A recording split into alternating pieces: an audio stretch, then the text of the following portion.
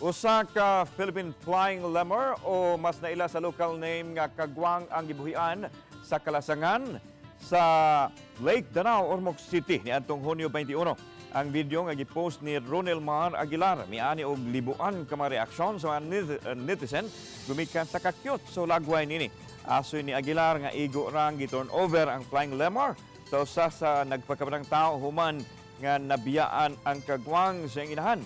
Human masusing nga maayo ra ang kondisyon sa Flying Lemur o way nakita ang samad sa kalawasan nakahukom ang DENR, Ormoc LGU o sa pribadong sektor nga buhian kini sa kalasangan.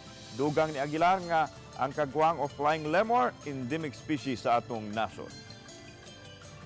Each of these species has a vital role in maintaining our ecosystem. And sadly, the Philippines is also one of the biological hotspot countries in the world. Meaning, nanganganib yung biodiversity natin dahil sa mga illegal activities natin.